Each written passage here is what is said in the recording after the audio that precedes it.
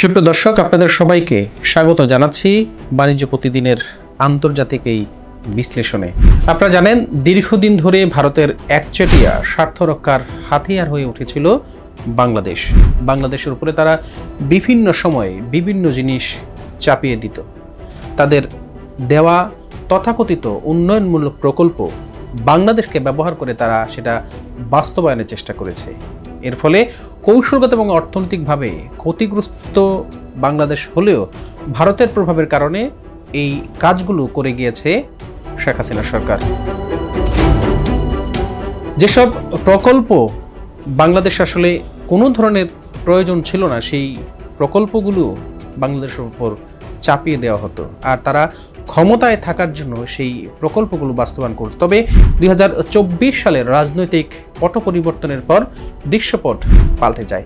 নতুন নেতৃত্বে ক্ষমতায় আসার পর অন্তর্বর্তীকালীন সরকার এবং বিশ্বনন্দিত অর্থনীতিবিদ ডক্টর মোহাম্মদ ইউনূস এই অন্তর্বর্তীকালীন সরকারের দায়িত্ব নেয়। দায়িত্ব নেওয়ার পর থেকেই ভারতের সাথে বিভিন্ন সময়ে করা সেই চুক্তিগুলো তারা বিশ্লেষণ করতে শুরু করে।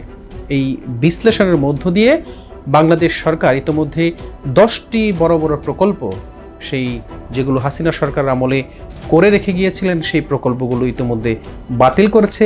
কিছু প্রকল্পগুলো ইতোমধ্যে স্থগিত হয়েছে এবং কিছু প্রকল্পের বিষয়ে তারা আলোচনার মাধ্যমে সেগুলো সমাধান করতে চায়। বিষয়টি আসলে বাংলাদেশের যেই যুব ক্রীড়া মন্ত্রণালয়ের এবং স্থানীয় সরকার পল্লী উন্নয়ন সমবায় মন্ত্রণালয়ের উপদেষ্টা আসিফ মাহমুদ সজীব ভুইয়া তার ভেরিফাইড ফেসবুকেও সেই লিস্টগুলো দিয়েছেন যে এক সময়ে এই চুক্তিগুলো নিয়ে আলোচনা হতো না এবং সেগুলো আলোচনা করে যথাযথ আলোচনার মাধ্যমে আমরা পর্যালোচনার মাধ্যমে এই 10টি প্রকল্প বাতিলের সিদ্ধান্ত নেওয়া হচ্ছে। দর্শক, এই চুক্তিগুলোর বেশিরভাগই 2014 সালের পরে করা। বিশ্লেষকরা ধারণা করছেন এগুলো আসলে ক্ষমতায় টিকে থাকার জন্যই আওয়ামী লীগ সরকার এই ভারতের সাথে চুক্তিগুলো করেছে।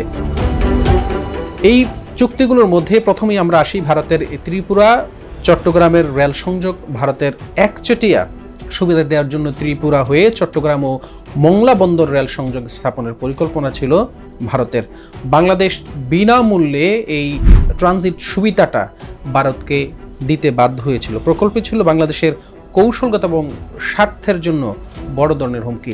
দ্বিতীয় নম্বরে যে এই প্রকল্পটা ছিল সেটা হলো অভয়পুর আখাউড়া রেলপথ সম্প্রসারণ প্রকল্প। এই প্রকল্পের মাধ্যমে ভারতের সামরিক এবং বাণিজ্যিক রসদ পরিবহনের সুবিধার্থে এই প্রকল্পটি আসলে বাংলাদেশ গ্রহণ করেছিল, যেখানে বাংলাদেশের কৌশলগত নিরাপত্তার জন্য একটি বড় হুমকি হিসাবে আসলে এই প্রকল্প কাজ করেছে। দর্শক, 3 নম্বর যে প্রকল্পটি বাতিল করেছে অন্তর্বর্তীকালীন সরকার সেগুলো হলো আশুগঞ্জ আগরতলা করিডোর। এই ভারতীয় পণ্য পরিবহনের ব্যবহার করার জন্য আসলে এই আশুগঞ্জ আগরতলা করিডোর প্রকল্প আওয়ামী লীগ সরকার গ্রহণ করছিল বলে এটি বিভিন্ন মহলে আসলে ধারণা করা হচ্ছে। এসব প্রকল্প বাতিল করে দেয় অন্তর্বর্তীকালীন সরকার। 4 নম্বরে একটা যে প্রকল্পটি আসলে এটা খুব আলোচিত একটি প্রকল্প, ফেনী নদী জল ব্যবস্থাপনা প্রকল্প। ফেনী নদীর পানি ব্যবহারের অধিকার নিয়ে ভারত বারবার বাংলাদেশকে চাপে রেখেছিল, অথচ ভারতের ভূখণ্ডে এই নদীর উৎস না থাকা সত্ত্বেও ভারত জোর করে পানি নিয়ে যাচ্ছিল এবং এই চুক্তিটি এই অন্তর্বর্তীকালীন সরকার বাতিল করেছে। এরপরে যে 5 নম্বরে যেই চুক্তিটি ছিল কুশিয়ারা নদী পানি বন্টন চুক্তি অনুসারে প্রকল্প। ভারতের চাপ ছিল বাংলাদেশের অংশ থেকে আরও পানি উত্তোলন করার, কিন্তু দেখা যায় এই পানি বন্টনের কোনো বাস্তব সমন্বয় আসলে হয়নি। বাংলাদেশের কৃষকরা ক্ষতিগ্রস্ত হচ্ছিল, তাই বাংলাদেশ সরকার এই প্রকল্প বাস্তবায়ন না করে আপাতত স্থগিত করেছে। আলাপ আলোচনার মাধ্যমে পরবর্তীতে এই সিদ্ধান্ত নেবে সরকার। 6 নম্বরে যে প্রকল্পটি সরকার বাতিল করেছে সেটা হলো বন্দর ব্যবহারে চুক্তির আওতাভুক্ত সড়ক এবং নৌপথ উন্নয়ন প্রকল্প। চট্টগ্রাম এবং মংলা ভারতের জন্য উন্মুক্ত করতে বাংলাদেশকে চাপ দিয়ে একাধিক সড়ক, ব্রিজ ও টার্মিনাল উন্নয়নের জন্য প্রকল্প নেওয়া হয়েছিল, যার মূল উদ্দেশ্য ছিল ভারতের উত্তর পূর্ব অঞ্চলের প্রবেশাধিকার নিশ্চিত করা। আপনারা জানেন বাংলাদেশের যেই বাংলাদেশের সাথে কানেক্টেড ভারতের যেই উত্তর পূর্বাঞ্চলে যেই আসাম, ত্রিপুরা, যেই 7 সিস্টার বলে থাকি, এই অঞ্চলটা আসলে ভারতের জন্য শাসন করা খুব কঠিন। এই প্রকল্পের মাধ্যমে তারা চেয়েছিল বাংলাদেশের মধ্য দিয়ে, বাংলাদেশের উপর দিয়ে গিয়ে সেটা ভারতের এই 7 সিস্টার যে রাজ্যগুলো আছে সেগুলোকে তারা শাসন করবে। 7 নম্বর যে প্রকল্পটি বাতিল করেছে সেটা হলো ফারাক্কাবাদ সংস্কার প্রকল্পের সহায়তা। ভারত চেয়েছিল বাংলাদেশ নিজেদের অর্থ দিয়ে ভারতের অঞ্চলের এই ফারাক্কাবাদের সংস্কারের সহযোগিতা করবে, অথচ এই ফারাক্কাবাদেই বাংলাদেশের উত্তর অঞ্চলের কৃষকদের শুকিয়ে মারছে। আর তাই তো এই ধরনের সহযোগিতা এই সরকার প্রত্যাখ্যান করেছে। 8 নম্বরে যে প্রকল্পটি রয়েছে সেটা হলো সিলেট শিলচর সংযোগ প্রকল্প। এই সড়ক নির্মাণের মাধ্যমে ভারত বাংলাদেশের ভেতর দিয়ে উত্তর পূর্ব অঞ্চলীয় সরাসরি প্রবেশ করতে চেয়েছিল। কৌশলগত দিক থেকে এটি ছিল বাংলাদেশের জন্য অত্যন্ত বিপজ্জনক। বিশেষ করে বাংলাদেশ সেনাবাহিনী নিরাপত্তা ঝুঁকি চিহ্নিত করে এই প্রকল্পটি বাতিলের সুপারিশ করে সরকারের কাছে, এবং সরকার এই প্রকল্পটি বাতিল করার সিদ্ধান্ত নিয়েছে। এরপরে প্রকল্প বাতিলের তালিকায় আরও রয়েছে পেট্রোলিয়াম পাইপলাইন সম্প্রসারণ প্রকল্প। ভারতের ত্রিপুরা থেকে বাংলাদেশের জ্বালানি সরবরাহের নামে একটি পাইপলাইন তৈরি করা হয়েছিল, যার মাধ্যমে ভারত দীর্ঘমেয়াদে বাংলাদেশে জ্বালানি বাজার দখল করতে চেয়েছিল।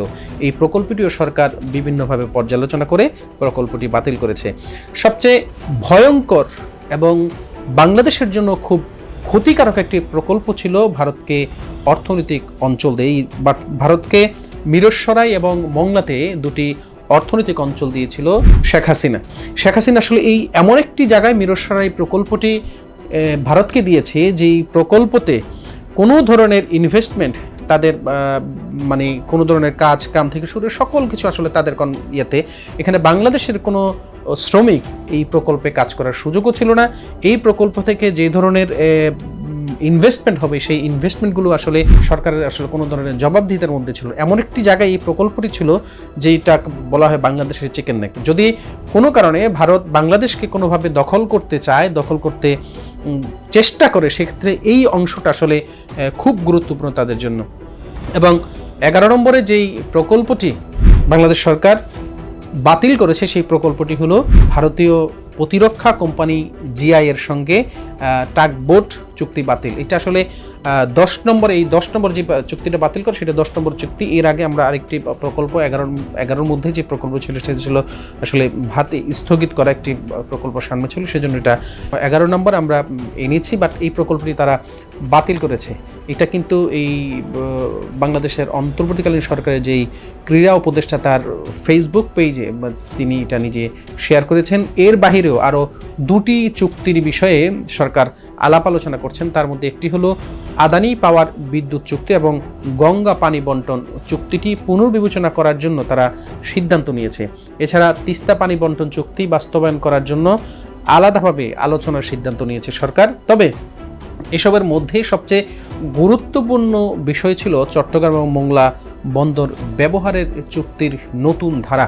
ভারত চেয়েছিল এই 2 বন্দর দীর্ঘমেয়াদে তাদের একচেটিয়া ব্যবহার নিশ্চিত করতে, আর বাংলাদেশ এই ব্যবহার করার জন্য তাদেরকে অবকাঠামো তৈরি করে দিবে। বাংলাদেশের এই কঠোর অবস্থানের কারণে, বিশেষ করে অন্তর্বর্তীকালীন সরকার যেই সিদ্ধান্ত নিয়েছে, এই অবস্থানের কারণে ভারতের কাঁপন ধরেছে। মোদী প্রশাসন আসলে এক ধরনের নড়ে চড়ে বসেছে।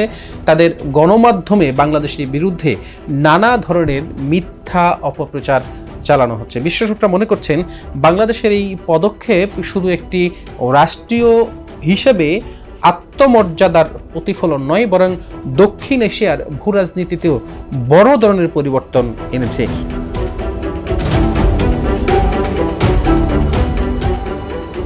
আপনারা জানেন বাংলাদেশ সরকারের এই অন্তর্বর্তীকালীন সরকার দায়িত্ব নেওয়ার পর থেকেই ভারতের চোখে চোখ রেখে তারা কথা বলছেন।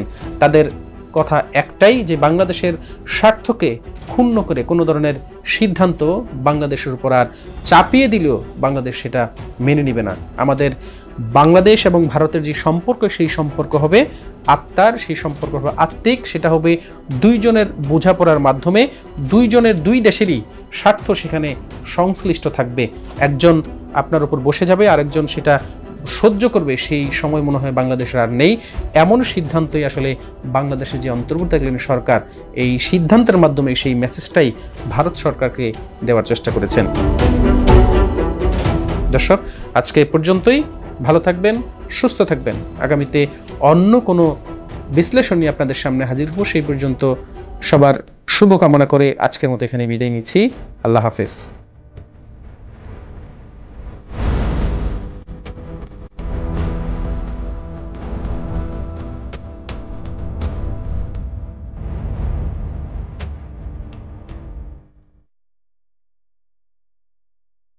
দেশের নাম্বার 1 ট্রেডিং অ্যাপ নিফটি ফার্স্টে পাচ্ছেন ট্রেডিং এর সব সুবিধা, dual exchange access, company analysis, portfolio তৈরি করা সহ আরও অনেক ইউনিক ফিচারের সাথে ট্রেড করতে ডাউনলোড করুন এক্ষুনি।